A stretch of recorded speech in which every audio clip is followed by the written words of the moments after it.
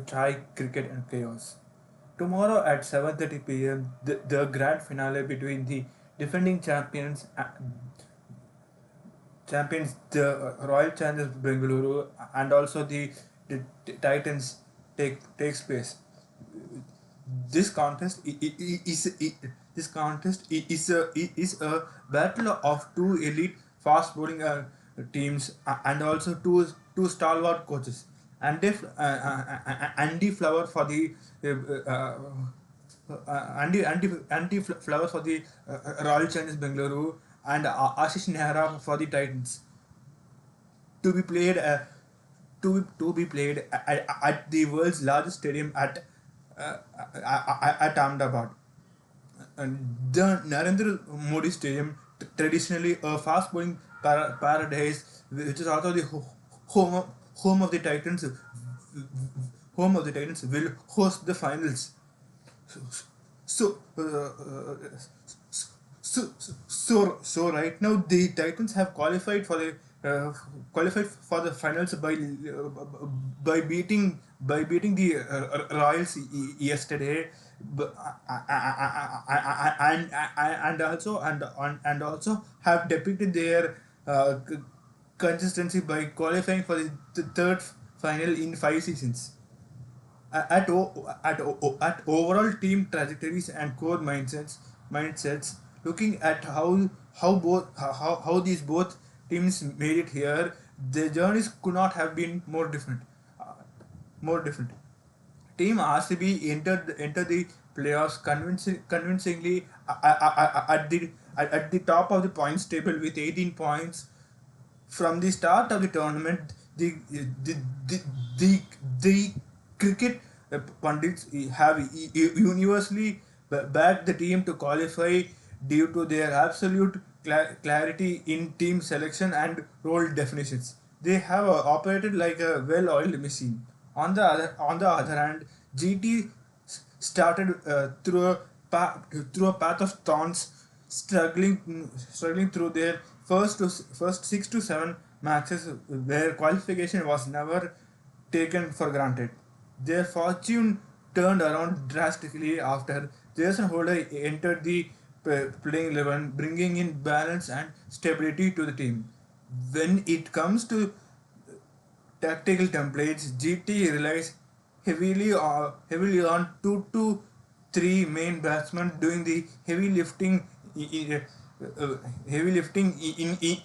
their batting order.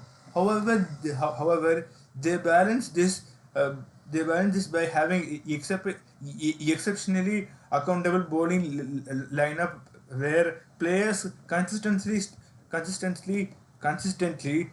step up to win high pressure games. Venue and pitch dynamics. Now let's talk about the conditions of the Ahmedabad, which is going to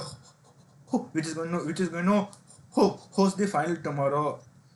Looking at the toss trends in 2026, out of the matches played at Ahmedabad, team batting first have won 4 times, while the team chasing have won thrice. This is there is also a massive scoring gap at this venue. Statistics show a steep contrast between innings. The average first innings score sits at 185 runs, with the with winning totals averaging around 206 runs. The average second innings score drops significantly to 156 runs. This indicates this indicates serious power play instability. This venue is not a straightforward hunting ground for the batsman because teams often lose early wickets in the first 6 overs, shifting immense pressure onto the chase. While unlacing pace versus spin effectiveness, the fast bowlers carry an economy rate of 9.71 at this venue, compared to the spinners who compared to the spinners who operate slightly lower at 9.06 at this venue. However, Historically, here the spinners do not pick up major wickets here. Pace dominates the wicket columns, making it a true fast bowling paradise. RCB's RCB's tactical outlook and predicted playing 11 playing 11. RCB's blueprint is all about valuing momentum and structural continuity. After a convincing win in qualifier 1, they are highly unlikely to change their winning formula. They even they even sit comfortably by benching big names like Phil Salter just to stick to their strict role definitions. Take Romario Shepard's role, for example. Romari Shepherd is classified strictly as a destructive lower order finisher meant to provide late innings impetus with the bat and also provide emergency depth in the pace bowling department. Suppose a sixth bowling option is required. they they they their they, they, their bowling balance focuses heavily on aggressive fast bowling front, while while Josh Hazelwood hasn't quite has hasn't quite hasn't quite literally picked his peak legendary form yet, but Bhuvneshwar Kumar and Razik Salam are bowling exceptionally well. But right now, looking at the predicted 11, predicted 11 and the impact options of predicted predicted playing 11 and the impact players of Team RCB.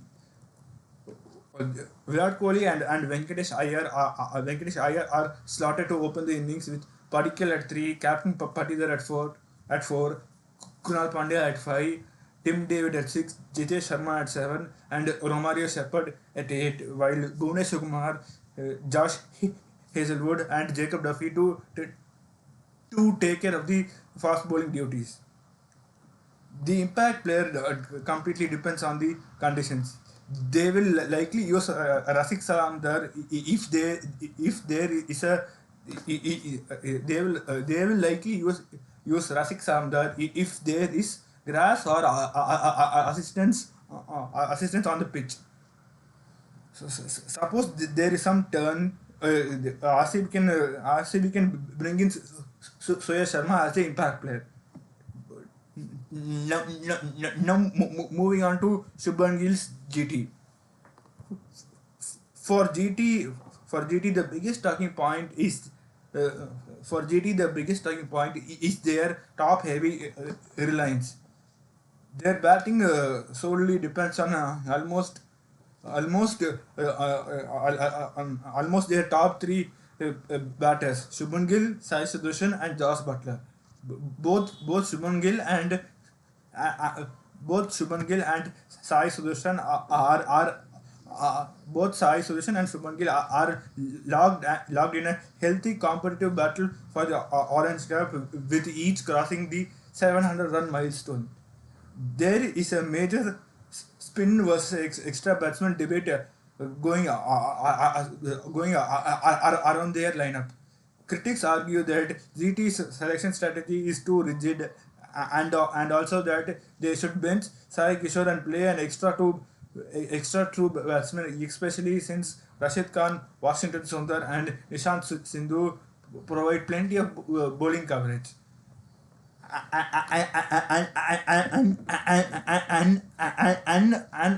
out of the box alternative would involve high risk tactical option, dropping the out of form Rashid Khan for Glenn Phillips to to to to bolster the fragile batting lineup uh, to bolster the fragile batting lineup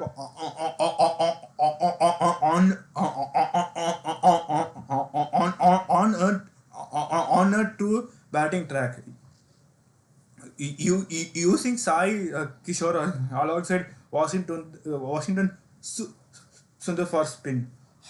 However, the management will never bench a proven legend and also their vice captain Rashid Khan in the final.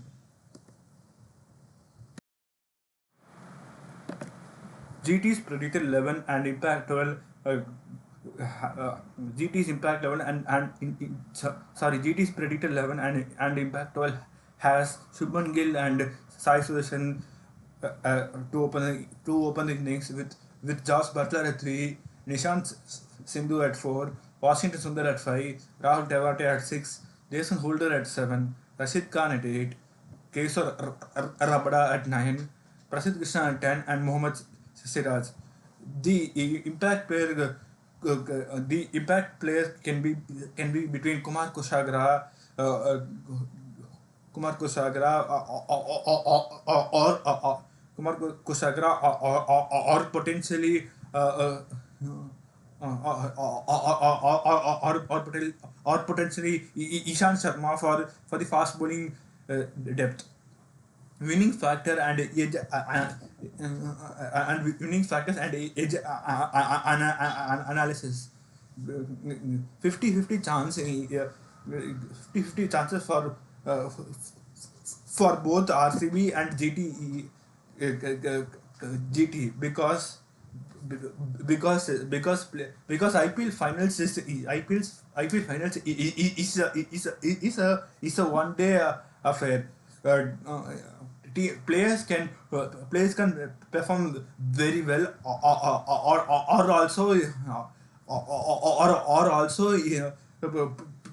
perform perform to their worst on perform to their worst on the day. First, let's look at the power play blueprint for success. To reach the winning average score of 206, teams need to hit a specific phase targets of 45 for 1 in the power play, 85 for 2, 85 for 2 by the end of the 10th over, and 135 by the end of the 15th over.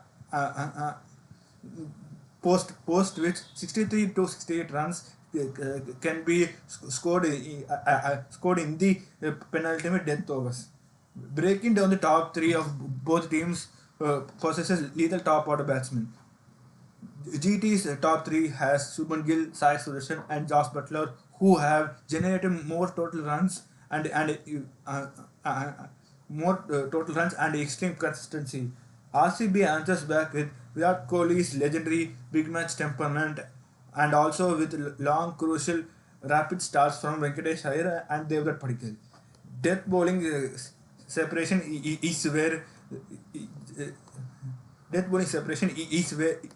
the match truly tilts. GT's bowlers excel early but bleed heavy runs at the penultimate death overs. Prasidh Krishna, Kesar Rabada, and Mohammad Siraj, despite being great at the power play, they have all been expensive. They have all been expensive in the death overs. Conversely, team RCB manages the death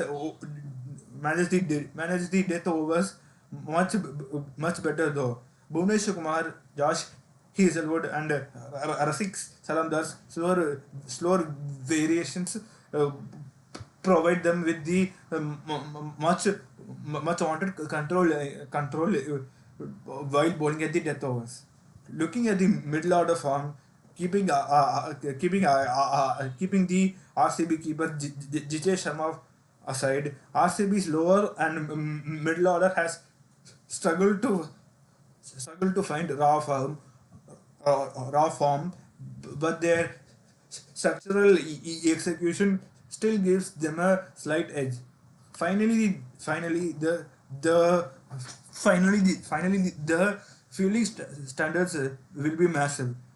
High pressure finals, magnifying fielding mistakes, and much like the drop catches of Vibo Sorensi and also Sai Solution in the previous games. Team RCB currently holds a massive advantage here. Here, fielding in the god mode, uh, uh, fielding in the god mode with highly reliable boundary riders like Tim David, Kunal Pandya, and Virat Kohli, who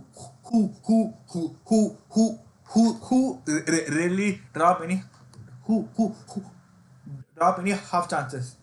Tactical ground dimensions and field setting strategies. The the the, the the tactical side of this game is going to be fascinating because of the dimension shift, moving away from the high scoring smaller grounds like Dharamshala or Wankhede to the massive 80-meter square boundaries of Ahmedabad completely changes the standard hitting metrics. Miss hit aerial shots that fly for sixes elsewhere will turn into easy outfield catches here.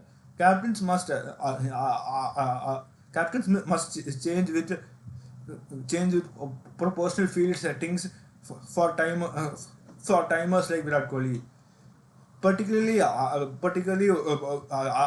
against batsmen who rely on timing placement and who timing and placement like Suman Gill and Sai Sudarshan. The captains must avoid keeping the fielders right on the 30th circle or 30th circle or push them completely back onto the rope. The optimal strategy the optimal strategy is placing the outfielders 7 yards inside the boundary rope. This positioning cuts down the batsman's ability to chip the ball into the gaps and easily convert ones into twos, twos into threes. In contrast, look at the field setting for power hitters like Tim David and Ramana Shepherd. Power hitters do not look to manipulate singles. They hit hard and flat. For these players, outfielders must be stored exactly on the boundary rope. The, the, exactly on the boundary rope and are strictly forbidden from walking with the bowlers run up, forcing them to hit over the longest part of the boundary. The strategic value here is immense. Executing individual batsman specific field layouts across both sides of the ground based on whether they are runners or power hitters can easily save a team 10 to 12 runs, which is a massive difference maker in a T20 final. It is going to be an absolute blockbuster of a final. Catch us on the night of the final for the review of the final for one last IPL video of this year. Thank you for watching. Please like, share, and subscribe.